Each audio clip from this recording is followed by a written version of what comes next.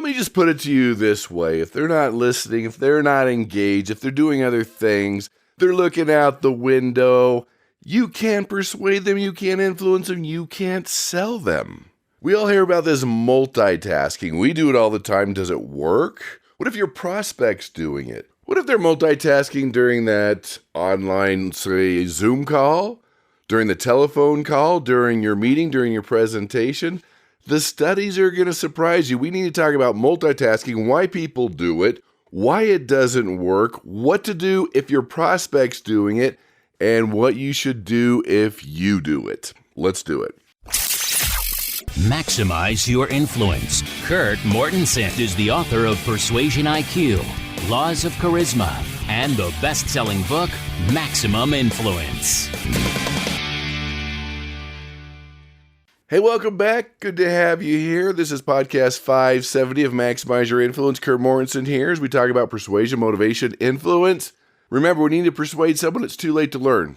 I've always said in my negotiation boot camps is that you can't send a 7 to negotiate with a 10. If you're negotiating with a 10 and you're only at a 7, you didn't prepare, then it's going to be devastating for you. But every once in a while, you're going to get a persuader, a negotiator, a leader, an influencer that's a 10, and you're coming at a 7. You didn't learn the right tools. That could be a challenge for you.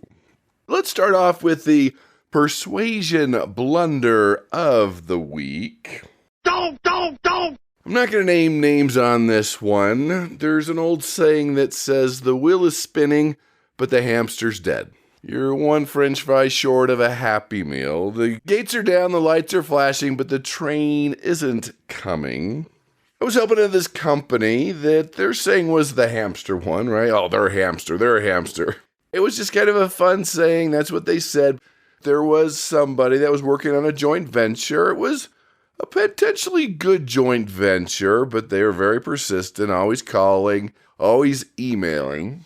And then what happened was an email came, and the person thought they were forwarding it to another member of the company that says, this guy's a hamster, what should we do? Not being really super derogatory, just saying, hey, he's a hamster. It was just a generic term for someone that's getting under your skin, maybe pushing a little too hard, being a little too persistent, something like that. Anyway, the person in the email who sent the email got the email, said this person's a hamster. And of course, backed out of the deal, lost the deal, didn't want to do anything. We just have to be so careful. One little thing like that, it was, I don't know if I'd call it innocent. It wasn't really that bad. It was a term they used with each other, don't be a hamster.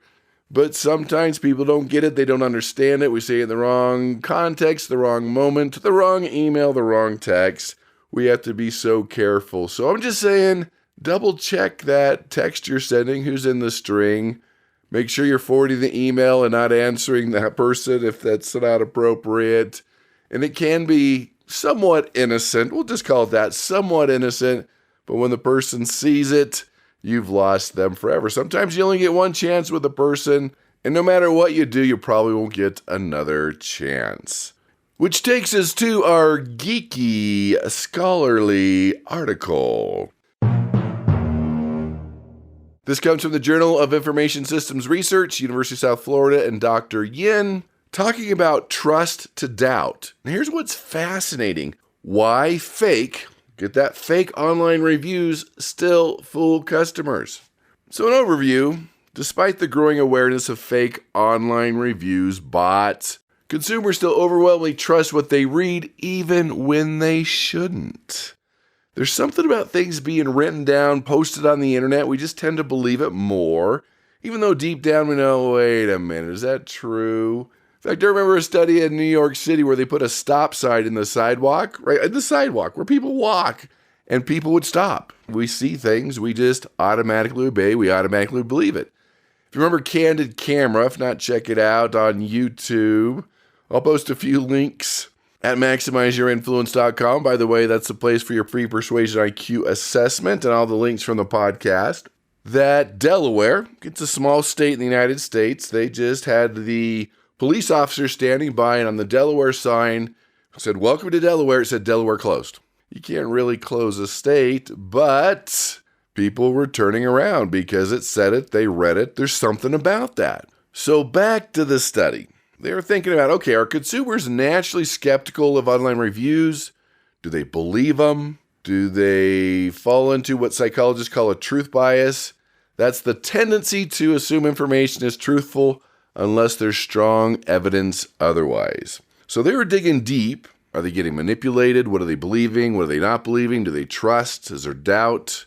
So they went out and did 5 different experimental studies where they gave participants a collection of reviews and asked them to classify the reviews, each one of them, as a real review or a fake review. Even when told in advance half the reviews were fabricated, were fake, were false, the people participating in the study consistently classified the majority, most of the reviews, as real. For example, some participants were shown 20 restaurant reviews and were told that only 10 of the reviews were authentic. All of the reviews were presented on a single screen, so the participants could go back and forth, look at all of them, make their judgments, because the data shows, the facts show, that on most online platforms, the negative reviews are the fake ones. It's the positive ones that are usually true. But what's interesting, those that participate in the study were more likely to trust the negative reviews than positive reviews. So we have this contrast between reality and perception. I mean, think about it. When you're thinking about a restaurant, you look at the reviews, most people tend to read the negatives reviews first, just to kind of see what's going on. Even though there's 99 positive and 2 negative, we read the 2 negative ones first and tend to believe them, even though it's probably the competition. So what can we learn? That people are trusting them. Even though there's suspicious content, even though they know deep down a lot of them are fake, there's a lot of trust there. They were wondering if these platforms could identify these fake negative reviews. Are they coming from people, competition, the bots? What can we do to have the true review? So they said it always helps to group the positive reviews separate from the negative reviews. Encourage the platforms to identify the fake ones. And so let's talk about that for a second. Why do people believe things more when they're written down or printed? Well, the studies show it that when it's written down, it carries a perceived sense of permanence, formality, compared to the spoken word. And there's a cognitive bias for the authority of the written word.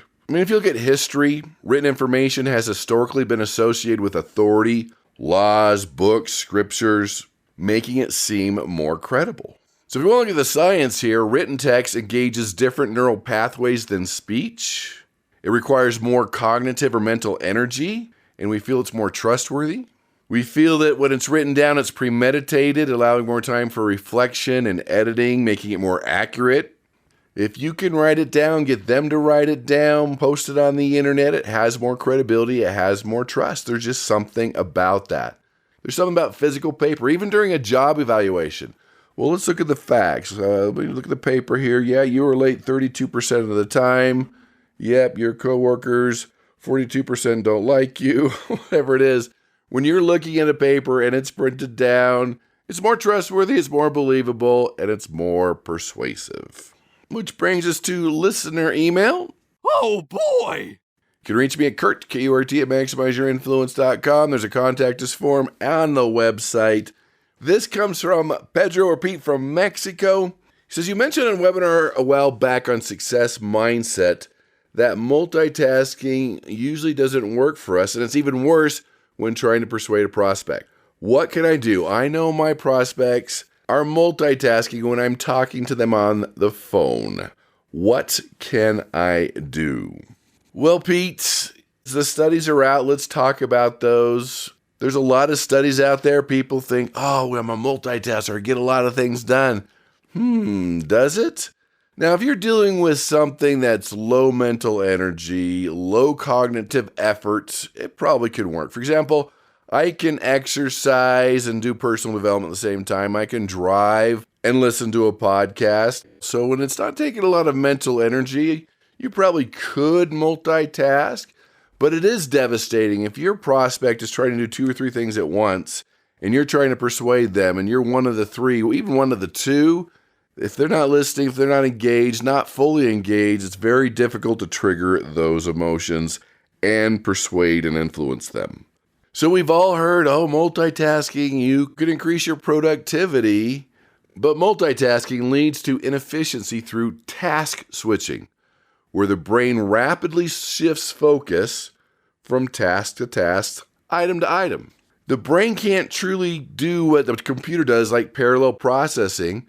The brain can only handle, here it is, one complex task at a time. If you're multitasking two complex tasks, it overloads the prefrontal cortex and leads to poor outcomes overall. I know you don't want to hear this. I don't want to hear this. I've always loved multitasking, but let's talk about the studies in the last 2 years. Again, I'm guilty here. I like to do it, but I don't like my prospects to do it. I want them fully engaged. Let's talk about both of those. So studies in Neuroscience, newsmedical.net, says the brain has limitations in handling multitasking.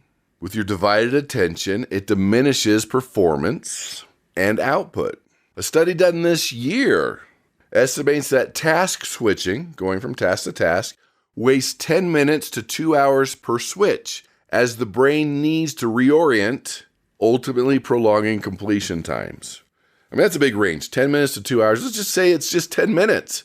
Another study shows that multitasking heightens stress, lowers the cognitive efficiency, and reduces achievement. Ouch! Again, this is important for you to know how to use your brain, but also important to know that if your prospect's multitasking, you've got to shift gears real fast. Now, a Frontiers in Psychology study found that multitasking impairs employees' focus, their well-being, and reduced daily accomplishments due to fragmented attention. Rigby Financial Group, multitasking remains inefficient because the brain's gear switching delays add up, preventing more from being accomplished. Another study, multitasking leads to mental fatigue, more errors, not efficiency. When we're switching gears, time's lost when the brain disengages from one task and ramps up for another. The American Psychological Association said that this multitasking cuts efficiency by up to 40% for, again, complex tasks. And their studies showed that this waste of time was 1 hour to 1.5 hours a day. So we've all done it before, sending text during a meeting, doing it right now, it just came in, but you're going to miss what's in the meeting. Now, if it's a boring meeting, you don't need the meeting, you don't care about the meeting, you don't want to be in the meeting, hey, send the text. But if you need to be engaged and listen and understand what's going on, probably not a good time to send the text. People love to multitask. It's that illusion of productivity. We think it's saving time, but it's wasting time. So we form this habit by watching others in stressful environments, juggling all the things that we need to do to survive. And one we've been talking about recently on the podcast is dopamine. When you are multitasking, it's a dopamine hit. It can be addictive, even though it's counterproductive. But remember, the brain is not wired for multitasking. It just engages in rapid task switching, which again taxes your brain, your resources, and reduces your efficiency, even though you think you're doing more.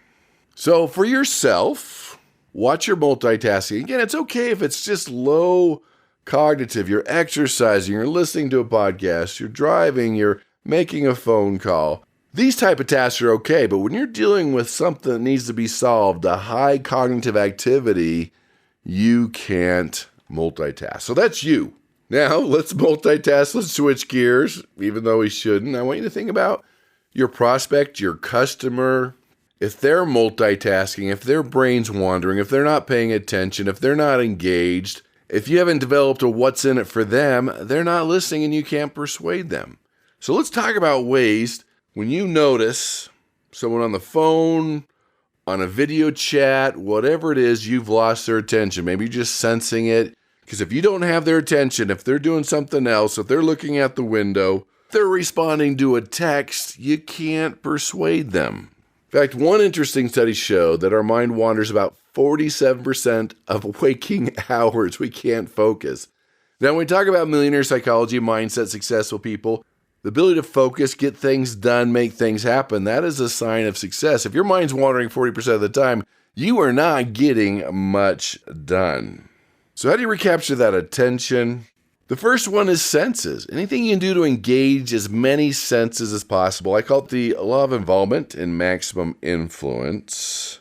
That if you can engage their eyes, their touch, get them to do something, touch something, taste something, smell something, feel something, all of the above, get as many senses involved as possible. Then if you can, introduce some type of surprise, some type of novelty. There's an unexpected audio clip. There's a crazy video. Things you can do to be different. Not just the standard old meeting, Zoom call, phone call, different, unique. Some type of surprise can really grab their attention. Now, whether you're face-to-face or in a presentation or on a Zoom type call, visuals. We are visual people. Props, visuals, those type of things. They create anchors. They keep people's attention. We remember it more. It makes ideas a little more sticky. That's what you're looking for. So if you bring in a prop, a visual, a poster, at least a decent PowerPoint. I'm not a big fan of PowerPoint. When you use the right visual at the right time. You see, text on a slide is not a visual aid, but a good visual aid, a good picture, a good video, whether it's a marketing video or your website or keeping people's attention during a presentation, that can really keep people engaged. Now, if you're talking to them on the phone or even face-to-face, hey, ask a question. Questions always get answered. Not always out loud, but sometimes mentally. Remember elementary school, junior high, you're just daydreaming that 47%, think about other things, and they call your name and ask a question. It gets them back in and engaged. Hey, what do you think about this idea? Do you see how this will work for you? What do you think about? How would this change your life? What would you fill in the blank? Remember, great persuaders ask 3 times more questions. Then the big one I mentioned earlier, the whiffed. What's in it for them? Why should they care? If they're not listening, there's no reason to care. Hey, what's in it for them? What's in it for the company? How's this going to help them out? What is the reward? Because the anticipation of reward releases our favorite chemical, that dopamine, and it brings the mind back to focus on gains and not other things. If you were starting a webinar, for example, hey, stick with me for 30 minutes. I'm going to share you 4 things that's not only going to save you an hour a day, but make you an extra $1,000 a month. Hey, this is going to boost your sales by 20%. Let's talk about it. You need to promise a reward, a benefit, a whiff. Go back to the archives and look it up. We've talked a lot about humor. You can borrow humor. You can use humor. Laughter triggers endorsement, creates a positive associations, increases trust, increases likability. Borrow your humor, assign other people to do the humor. It could be a comic, it could be a meme, it could be a video, it could be a joke, it could be a bad dad joke, whatever you need to do. And remember, some people just smile on the inside, no matter what you have to say, they're not going to laugh on the outside, but still, the majority of people still like it, re-grabs their attention, and there's a strong connection there. Then if you remember the Zeigarnik effect, intrigue, suspense, something unfinished, something uncertain. Our brain just wants to know the answer. When something's incomplete, it's known as the Zeigarnik effect. Bluma Zeigarnik, she's from Russia. She was at this cafe and just noticed the waiters and waitresses didn't have any pads or papers. They just remembered. You told them what to get, they brought it to you. But once they brought it to you, they couldn't remember. Because unfinished things, uncertainty, suspense grabs our attention, and we want to know the answers. The way you start a story, you won't believe what happened next. When things are completed, checked off in their brain, they don't remember it. That's where the Zeigarnik effect, that mystery, that suspense, that intrigue comes into play. Personalize as much as possible. So one of the things I teach in the Perfect Persuasive Presentation, in fact, that's just be our special of the week. Take your presentation IQ and I'll give you the webinar on how to create and deliver the perfect persuasive presentation. The link will be in your email and at maximizeyourinfluence.com under podcast 570. Here it is. There's no such thing as a boring topic, only a boring presenter. So it's your job to eliminate the distractions, get them to focus. Make sure you're not sitting there vomiting too much information because an overwhelmed brain says no. Small, manageable, bite-sized pieces, and get it done in the time allotted. That is a key. That is what you need to do. That is our podcast for today. Thanks for being here. Appreciate your time. Tell your family, friends, and enemies about the podcast Maximize Your Influence on Spotify, iTunes, YouTube, and Audible. Take your free assessment. Check your email, whatever you need to do. Take something that you've learned today, apply it, use it. You shouldn't multitask as much as you should. And then we talked about keys if your prospects are multitasking. Do it, make it happen, become a better negotiator, a better influencer, a better leader, a better person, and go out and persuade with power.